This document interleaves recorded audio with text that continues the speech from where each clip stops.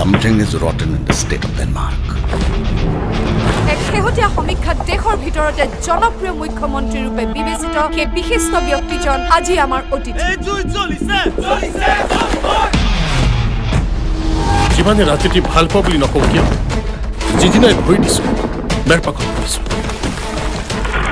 নচুৱাই আছে নাচি আছোঁ, এখন মুখা পিন্ধাই দিছে পিন্ধি আছোঁ।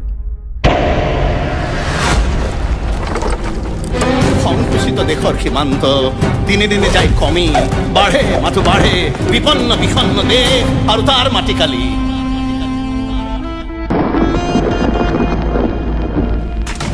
জুইৰ ঠিকনা বিচাৰি লোৱাটো বৰ সহজ।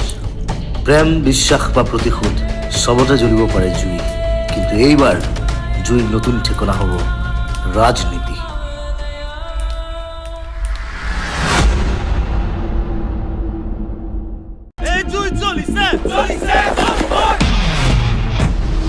যিমানে ৰাজনীতি ভাল পোৱা বুলি নকওঁ কিয়, যিদিনাই ভৰি দিছোঁ বেৰ পাকত পৰিছোঁ, নচুৱাই আছে নাচি আছোঁ, এখন মুখা পিন্ধাই দিছে পিন্ধি আছোঁ।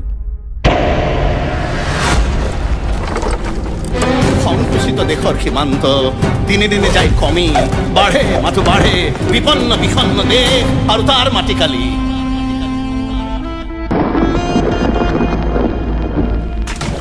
জুইৰ ঠিকনা বিচাৰি লোৱাটো বৰ সহজ। প্ৰেম, বিশ্বাস বা প্ৰতিশোধ চবতে জ্বলিব পাৰে জুই, কিন্তু এইবাৰ সংকুচিত দেশৰ সীমান্ত দিনে দিনে যাই কমি বাঢ়ে। আমাৰ সম্পৰ্কটো কিছুমানে কয় বন্ধুত্ব, কিছুমানে কয় প্ৰেম বুলি, কিন্তু তাৰ মই এটা নাম দি থৈছোঁ, বিশ্বাস। কি হ'ল কাকতি থিয় হৈ আছে যে?